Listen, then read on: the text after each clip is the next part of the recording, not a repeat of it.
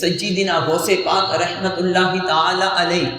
وہ عظیم و شان ہستی ہیں کہ جن کو اللہ تبارک و تعالی جل جلالہ کی بارگاہ میں بڑی مقبولیت حاصل تھی، بڑی مقبولیت حاصل تھی، یہاں تک کہ ایک مرتبہ سیدنا غوث پاک رحمت اللہ تعالی علیہ اسی طرح اپنے آستانہ پر تشریف فرما ہے، ایک عورت آئی، آ کر عرض کرنے لگی کہ حضور میری شادی ہو چکی ہے، اب میں بڑھاپے تک پہنچنے والی ہوں، بڑھاپے کے قریب جا چکی ہوں، لیکن ہوا کیا ہے کہ میرے ہاں اولاد نہیں ہے، میں آپ کے پاس آئی ہوں،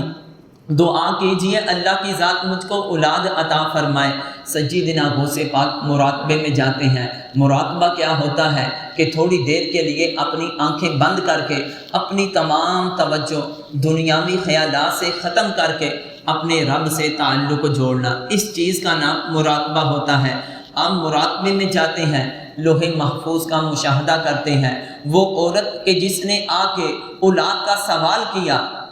سیدنا غوث پاک رحمت اللہ تعالی علیہ اس کو فرماتے ہیں کہ میں نے دیکھا ہے کہ لوح محفوظ میں تقدیر کے اندر لکھا گیا ہے کہ تیرے ہاں اولاد نہیں ہے۔ وہ عرض کرنے لگی میرے گھر میں تو اب مجھے تانے بڑے دیتے ہیں، اولاد نہ ہونے کی وجہ سے میں اپنے سسرال کے اندر وہ عزت نہیں پا رہی جو اولاد کی وجہ سے عورت کو عزت ملتی ہے، شوہر سے جو عزت ملتی ہے میں اس عزت سے محروم ہوتی جا رہی ہوں، مجھے ڈر ہے کہیں میرا گھر ہی برباد نہ ہو جائے۔ میں آپ کی بارگاہ میں آئی ہوں تو لہٰذا آپ اللہ کی بارگاہ میں دعا کیجئے۔ سیدنا غوث پاک رحمت اللہ تعالی علیہ اللہ تعالیٰ کی بارگاہ میں ہاتھ اٹھاتے ہیں، دعا کرتے ہیں کہ یا پروردگار عالم اس عورت کو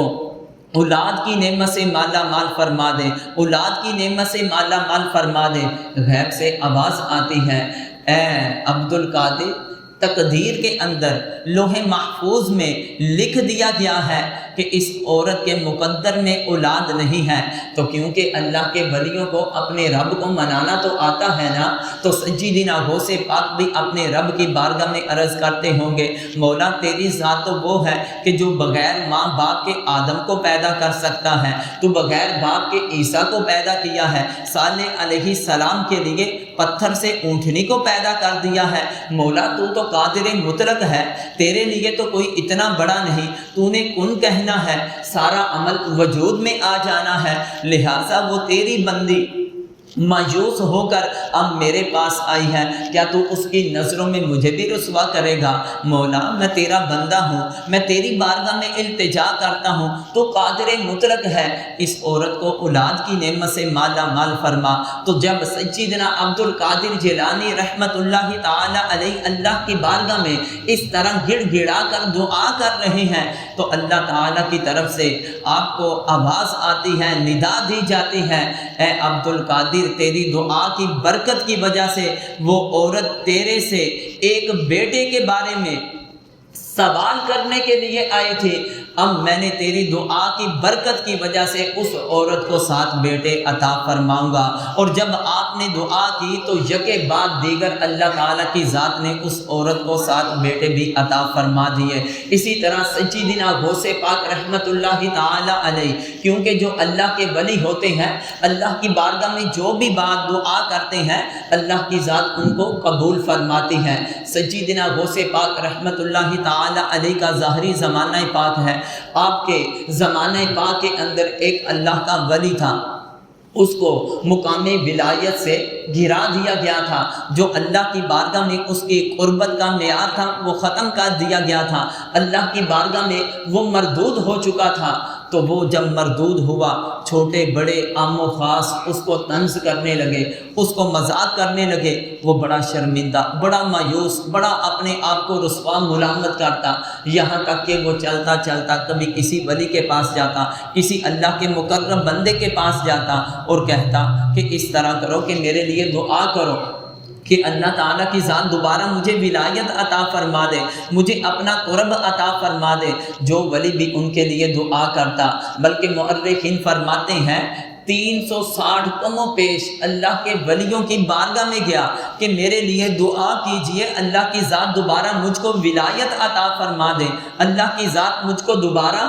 قرب عطا فرما دے۔ لیکن جب اللہ کے ولی دعا کرتے تو غیب سے آواز آتی، اب اللہ کی بارگاہ میں اس کو مردود کر دیا گیا ہے، اب لوح محفوظ کے اندر لکھ دیا گیا ہے یہ بندہ بدبخت ہے، یہ بندہ اشقیاء میں سے ہو چکا ہے۔ جب اس طرح 360 اللہ کے ولیوں سے خبر ملی، 360 اللہ کے ولیوں نے دعا کی، لیکن پھر بھی اللہ کا قرب نصیب نہ ہوا، بس یہی کہ مردود ہو چکا ہے، مردود ہو چکا ہے۔ وہ جب اس طرح سنا تو غم کی وجہ سے اس کا چہرہ کالا ہونا شروع ہو گیا، اتنا اپنے آپ کو آہو بقا کرنے لگا۔ ایک دن چلتا چلتا سجیدنا غوث پاک رحمت اللہ تعالی علیہ کی بارگاہ میں حاضر ہوا، عرض کرنے لگا کہ حضور آپ کا نام بڑا سنا ہے، آپ اللہ کی بارگاہ میں میرے لیے دعا کیجئے، اللہ تعالیٰ کی ذات مجھے اپنا قرب عطا فرما دے، جو ولایت مجھ سے سلب کر لی گئی ہے وہ اللہ کی ذات دوبارہ مجھ کو عطا فرما دے۔ سجیدنا غوث پاک رحمت اللہ تعالی علیہ اس اللہ کے ولی کو کہ جس کی ولایت چھین لی گئی تھی اس کو کہنے لگے ہاں میں تجھ کو اللہ کی بارگاہ میں مقبول کر سکتا ہوں، لیکن وہ بھی اللہ تعالیٰ کے حکم کے ساتھ۔ سجیدنا غوث پاک رحمت اللہ تعالی علیہ اللہ کی بارگاہ میں دعا کرتے ہیں، ہاتھ اٹھاتے ہیں کہ یا پروردگار عالم اس بندے کو اپنا مقرب بنا لے، اس بندے کو پھر ولایت عطا فرما دے، یا پروردگار عالم اس کو اپنے قریب فرما لے۔ تو اس وقت غیب سے آواز آتی ہے اے عبد القادر کیا تجھ کو معلوم نہیں اس بندے کے بارے میں پہلے 360 میرے مقربین بندے جو ہیں یہ دعا کر چکے ہیں، حالانکہ تقدیر میں لکھا جا چکا ہے کہ یہ بندہ اشقیاء میں سے ہے، یہ بدبخت ہو چکا ہے، تو لہٰذا کسی کی دعا کو اب قبول نہیں کیا جا رہا۔ تو سجیدنا غوث پاک کو جب غیب سے یہ آواز آتی ہے آپ اپنے رب کی بارگاہ میں عرض کرتے ہیں کہ یا پروردگار عالم تیری ذات تو وہ ہے جو مقبول کو مردود اور مردود کو مقبول بنا دے، اگر تیری منشا یہی ہے تو پھر اس کو میرے پاس بھیجنا ہی کیوں تھا؟ وہ میرے پاس آ کر دعا کے لیے آیا اور میں اس کے لیے دعا کروں اور پھر اس کے لیے دعا قبول نہ ہو تو میں تو ان کے سامنے رسوا ہو جاؤں گا۔ سجیدنا غوث پاک کو اپنے رب کی بارگاہ میں منانے کا بڑا انداز تھا، میرے رب کے خزانے بڑے وسیع ہیں، بڑے وسیع ہیں۔ سجیدنا غوث پاک رحمت اللہ تعالی علیہ دعا کے اندر مسلسل تسلسل رکھا، اپنے رب کی بارگاہ میں دعائیں کرتے جا رہے ہیں، دعائیں کرتے جا رہے ہیں۔ بالآخر اللہ کی طرف سے غیب سے آواز آتی ہے اے عبد القادر اس بندے کا معاملہ جو ہے وہ میں نے تیرے ہاتھ میں رکھ دیا ہے، چاہے اس کو مردود رکھ چاہے اس کو مقبول بنا دے۔ سجیدنا غوث پاک رحمت اللہ تعالی علیہ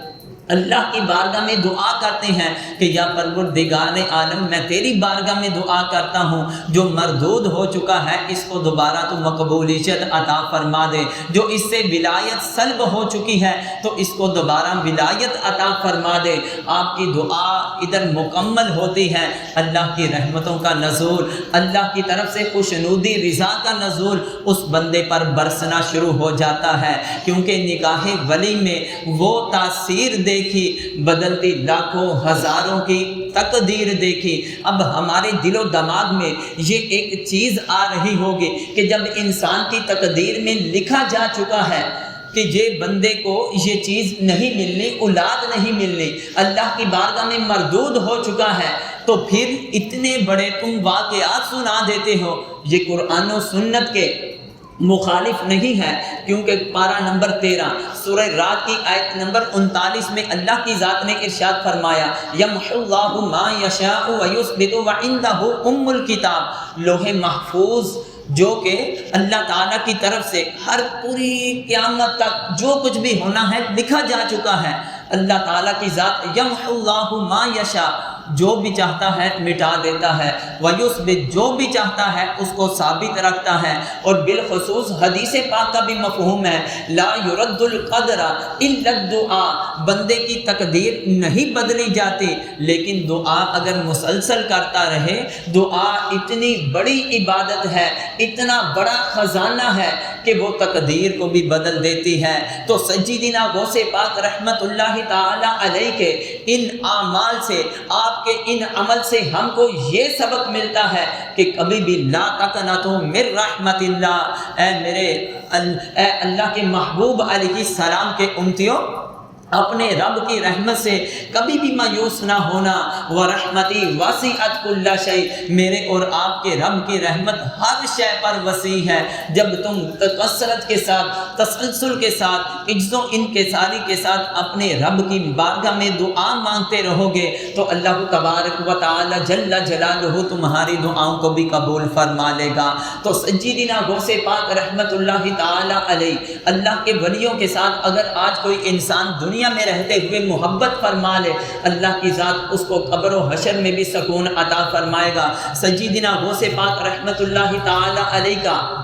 زمانہ مبارک ہے تو آپ کے پاس چند لوگ آئے، آ کر عرض کرنے لگے، وہ قبیلہ باب العز جو ہے ادھر قبرستان کے اندر ایک قبر ہے، اس قبر کے اندر ایک مردے سے، قبر کے اندر سے چیخ و پکار، آہ و بکا، رونے کی آواز آ رہی ہے۔ سیدنا غوث پاک کے پاس جب چند آدمیوں نے آ کر یہ واقعہ سنایا، آپ نے ان کو فرمایا جس قبر سے آواز آ رہی تھی کیا وہ آدمی میرا مرید تھا؟ اس نے میرا خرقہ پہنا تھا؟ کیا وہ میری تعلیم و تربیت کے اندر رہنے والا تھا؟ انہوں نے کہا پتہ نہیں۔ سیدنا غوث پاک نے پھر ان آنے والوں کو سوال کیا کیا وہ کبھی میری مجلس میں آ کے بیٹھا؟ انہوں نے کہا ہم کو علم نہیں۔ سیدنا غوث پاک رحمت اللہ تعالی علیہ نے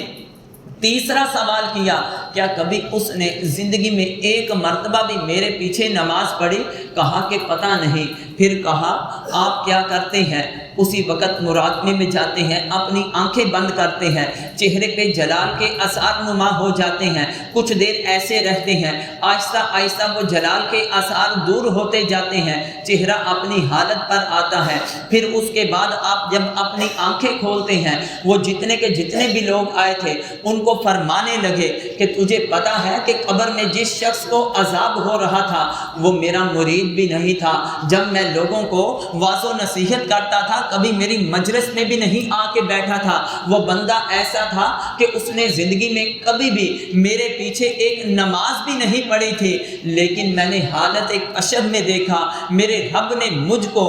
یہ دکھایا ہے کہ اس بندے نے ایک مرتبہ صرف میری زیارت کی ہے اور دل کے اندر میری محبت رکھتا تھا۔ تو میں نے اللہ تعالیٰ کی بارگاہ میں عرض کیا، اور دوسری طرف جب میرے چہرے کا رنگ متغیر ہوا تھا تو میں اس کو قبر کے اندر عذاب ہوتے ہوئے دیکھ رہا تھا اور اللہ کی بارگاہ میں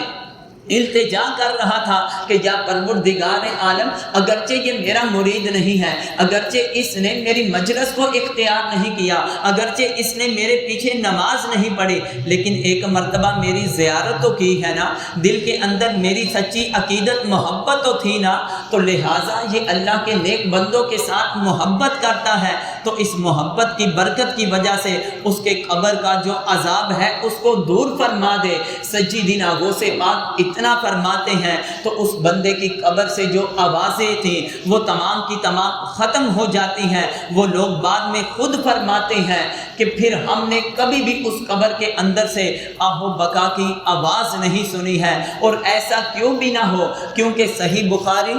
اور صحیح مسلم شریف کی حدیث پاک ہے، حضرت ابن مسعود رضی اللہ تعالی عنہ روایت کرتے ہوئے فرماتے ہیں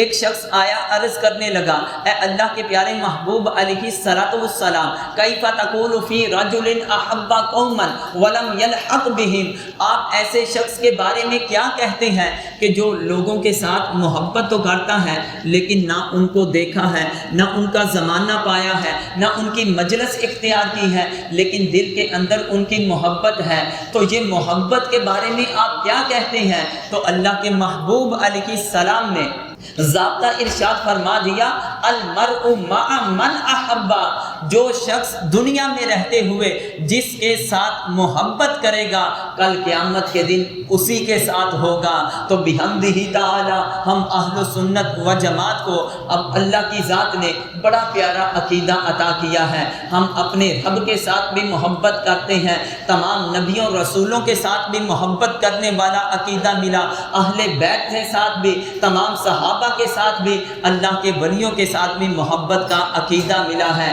تو آخر پہ پیغام یہ ہے، اگرچہ آج ہم نے سیدنا غوث پاک رحمت اللہ تعالی علیہ کے زمانے کو نہیں پایا، لیکن اپنے دلوں کے اندر اللہ کے ولیوں کی محبت رکھو، یہی محبت ہمیں قبر میں بھی کام آئے گی، یہی محبت ہمیں حشر میں بھی کام آئے گی۔ جب ان کی معیشت نصیب ہو جائے گی تو اللہ کی ذات ہماری دنیا آخرت کو بہتر فرما دے گا۔ اللہ کی بارگاہ میں دعا ہے اللہ کی ذات ہم سب کو اپنے نیک بندوں کی تعلیمات حاصل کر کے ان کے نقش قدم پر چلنے کی توفیق عطا فرمائے۔